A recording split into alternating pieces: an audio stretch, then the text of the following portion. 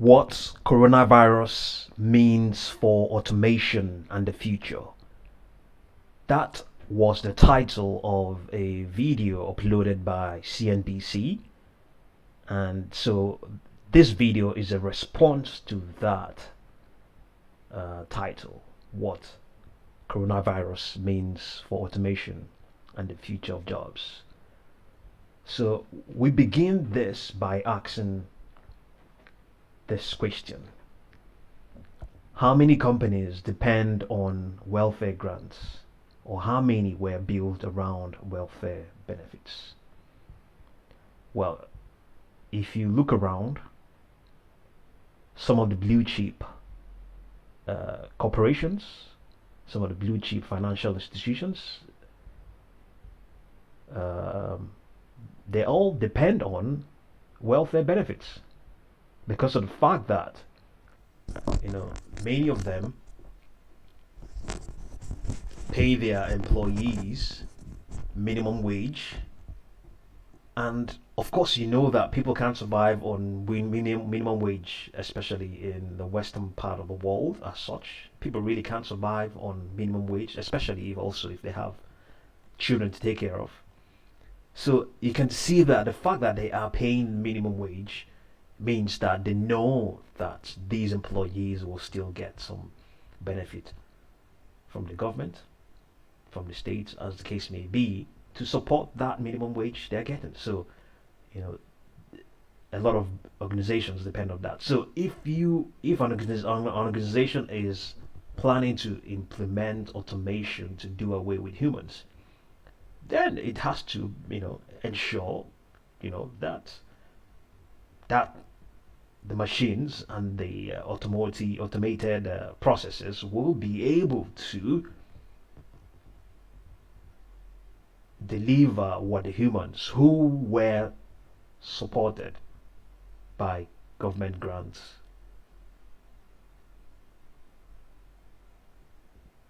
they have to ensure that these automations and machines will deliver what these humans have been delivering. So the other is, if companies or organizations employ less and less humans, then they will have less public sympathy. They risk losing out on certain schemes that may have been necessary in difficult times, like what we are facing now during this pandemic. In future, it may be some other thing. In future, it may just be that because you don't employ enough human and enough persons, then probably you don't really need certain schemes, certain grants, certain aid, certain loans. Indeed, in the case of this current pandemic, most businesses, or rather all businesses, became eligible for some sort of grant or some sort of loan, or whatever the case is. But in future, it will not be like this. It may not be like this. In future, it may be that because you don't have enough, you may not be able to get a certain amount, and probably the organization needs a certain amount, and you may not be able to get them. And the other hand is that it is the presence of human beings in your organization spares you a lot of penalty. It spares you a lot of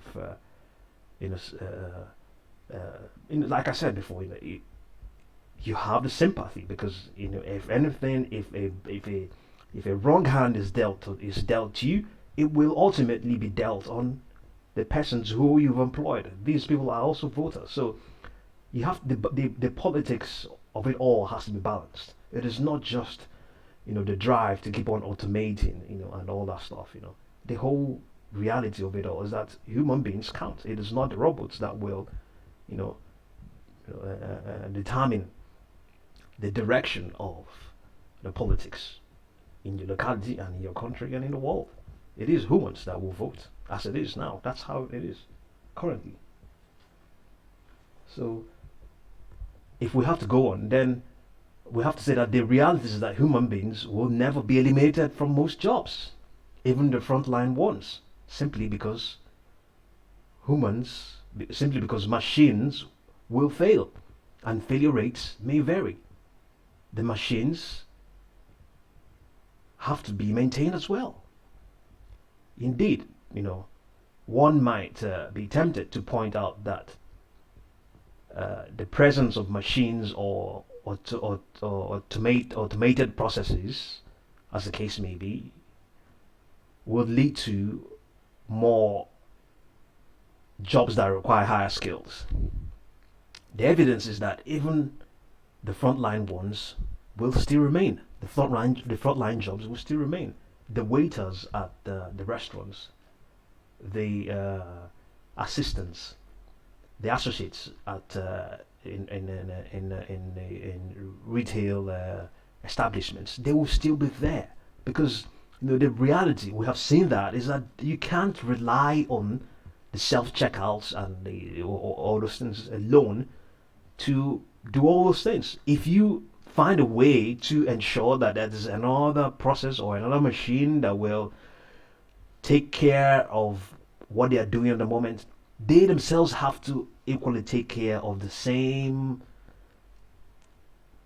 process or machine that is taking care of the self checkouts or the bots and all that stuff. So I would say that machines and automation will continue to improve our lives, and if you hope, or if your organization is pursuing the automation to cut down costs, I am the reality is that you're not going to succeed in cutting down costs with automation. You're not going to really eliminate all those taxes, and the human beings will still be there. You're still going to need them. If you eliminate them, it would even cost you more, because the reality is that they will still be needed. You find out that those processes and machines are not enough. If it's enough for you, it may not be enough for another organization. And the fact that if it is enough for you to have just very minimal number of employees, and then you replace the others with bots and robots and all that stuff, then there's a good chance that the organization is probably not so large, because the larger you're going to grow, or and all that stuff, you will see that you're not going to go far with them, with the machines. They will fail you, and you still need human intervention to come and ensure that things are going on well. And in the case of hospitality in restaurants and all that stuff, you can't eliminate humans there. You can't. Human touch is still necessary. So all in all, ultimately, automation and machines, they will improve the quality of work for sure. The mundane routines will definitely be eliminated, or rather be the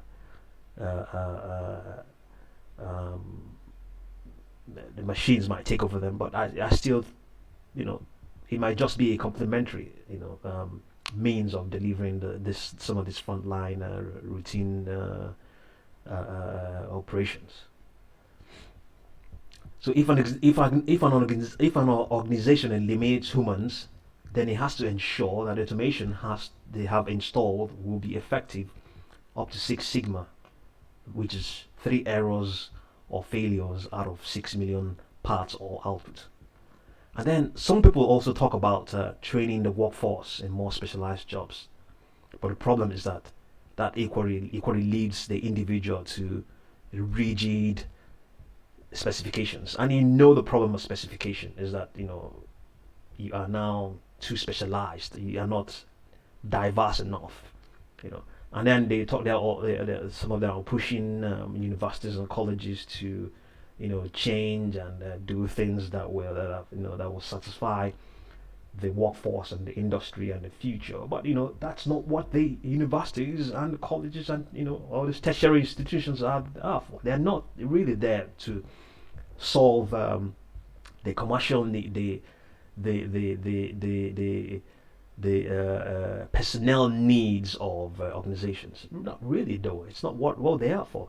They are the fundamental mission of tertiary academic institutions is to provide a means of liberating people mentally, not providing the means of going to to the workplace and succeeding. No, it is from that freedom that an individual would have achieved from going through the many years of academic tutelage that he will use to thrive and succeed and excel and help his employer, excel as well. So it is not that it is what he learned per se that will, help the world grow. It's not what the academic institutions are there for. So it is, these academic institutions, they will never admit that they will never say what I'm saying now, that they're not there to do all that stuff. But that's not, they will never tell you, because of the fact that they need people to come. They can't say that, because if they say that, then what's the essence? They need people to come.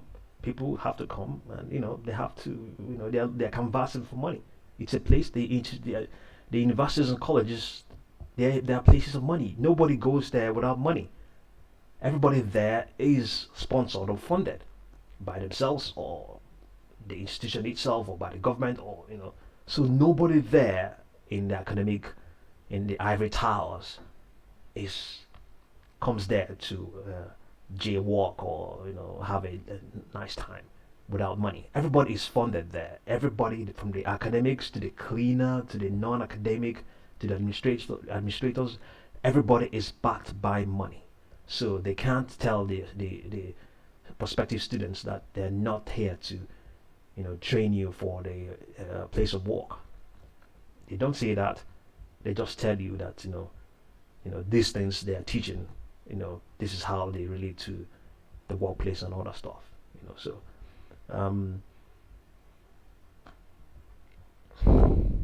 training more and more people. Yes, they have to be trained. Yes, but it's not the business of the academic institutions. It is the business of employers. If you are in the business of doing whatever you're doing, you have to ensure that people who are going to come and work for you are there. You have to secure that. You have to ensure that there are schemes for you to train people ahead of time. It's not the business of academic institutions or the government, because it's your business. So it is also your business to ensure that the best and the most competent are there. Indeed, one might also say that it's also the concern of the government that people are capable of working and fitting into work or jobs. Yes, indeed. But either way, people will get to work, and if people don't get to work, there will always be a way around it. And then the other point is that in that video, towards the end, that's this video. It's also here. That's this one. Towards the end of the video, and one of the academics there, I think he is in MIT, and he noted that all this automation and new industries of the future are what we make of them. We are the ones who are, producing them. We are the ones who are developing these technologies and processes. So, and most of them, sometimes we are driven not just really because there is a fundamental need for some of those processes to be automated, but there's no fundamental need for us to have self-driving cars. It's not that fundamental enough, So, but of course there are benefits. There are a lot of things to be derived and learned from there, and developed, to be advanced from there. But you know, it's the drive to keep doing that is born out of a lot of things, which also includes the fact that the workplace is not a very nice place for everybody to work. Just take the regular politics that occurs there. So if you come in there, you're gonna head out the next day to start up your own, and you come up with this, groundbreaking idea to, do things and get things done, and it keeps going. But it may not essentially be that fundamentally necessary. And then, you can see from then on, you now begin to think, how how are some of these things I am doing? How is it affecting lives? How is it affecting lives? Do we really need to, do jobs really need to be eliminated as such? Because you know, you some of those things will some of those innovations will ultimately lead to that. So a wholesome review of our pursuits and our drive, should always be necessary what we're doing in developing new technologies and much more. Okay, so you will find a link to this video, what coronavirus means for automation and the future of jobs, in the description box below. And if you're new to this channel, don't fail to subscribe to our channel and hit that notification bell as well. Thank you very much for watching this video, this take on or this response to the video uploaded by CNBC 2 days ago. That was 4th of September 2020. Thank you again.